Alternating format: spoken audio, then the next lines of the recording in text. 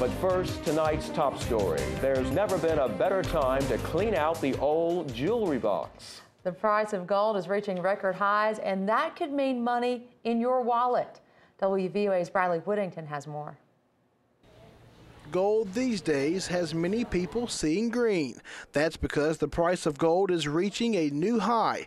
It currently sits at nearly $1,600 an ounce. Hudson Pool Fine Jewelers owner Gene Poole says the price of gold has come a long way.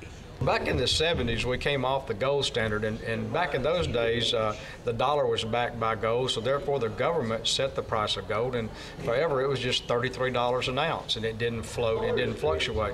But what causes the price of gold to change so frequently? Just never know what will affect it. Interest rates could affect it, the stock market could affect it. Being a commodity like it is, it can just, fluctuate drastically, so you never know from day to day. Although the price of gold changes daily, the price of gold jewelry does not. We don't change prices daily, although for special orders and things we've got to order, we will definitely have to make sure that it's the current gold price. Sometimes I may have something in the store that would be $200 or $300, and if I ordered another one just like it, it may be $500 or $600. Poole says to ensure you get the most for your gold when going to sell it, you're going to need to do your homework.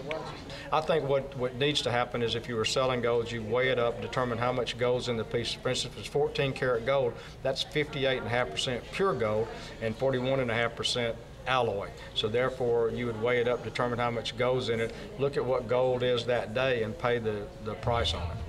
So right now you're looking at about $25,000 worth of gold, and it's stuff like this that could be in your jewelry box that's worth more than you think. Reporting in Tuscaloosa, Bradley Whittington, WVUA News.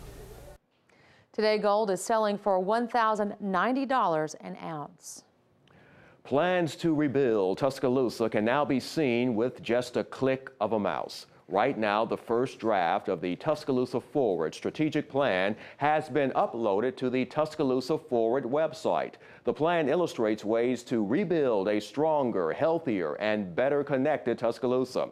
This plan will continue to evolve as input pours in from the community. For a shortcut to the link, just go to WVUATV.com and click on Numbers and Links.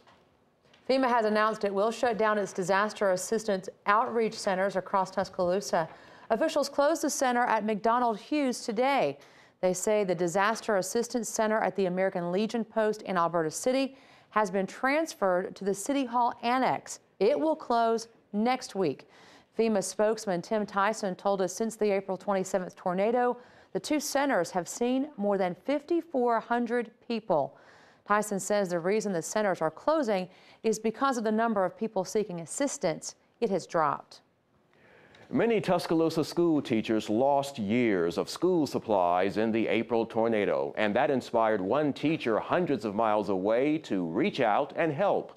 Anita Jones teaches second grade students in Maryland. Jones says when she saw the devastation in Tuscaloosa on TV, she wanted to help make a difference. So she organized a school supply drive and collected money for donations. Today, Jones and two other teachers from her school drove 15 hours to deliver their donations to Tuscaloosa City school leaders. Jones says all the supplies came from the students in their school, and they wanted to help after she showed them what happened to children in Tuscaloosa. Children would really understand what a tornado is and how it really affected other people, and the children saw this PowerPoint, and we said bring in school supplies and bring in money, and we're going to help this school system. And we did a one-week drive, and we got all these supplies, and then we have a check also that we're going to be presenting. And the donation includes 18 boxes of school supplies and a check for $310 for more supplies. On your Crime Watch, new developments in the search for a bank robbery suspect. Brookwood police have now released surveillance video from that scene, and we're going to look at it now. So in case you see anything that might seem familiar to you, that robbery happened Tuesday afternoon at the Regions Bank on Highway 216. Now, according to Brookwood's Police Chief Randy Kazaya, the suspect you're looking at may have been a woman. The subject is described as a white person between 5'3" and 5'5", and they may have left the scene in a maroon-colored car. They were last seen headed east on Highway 216.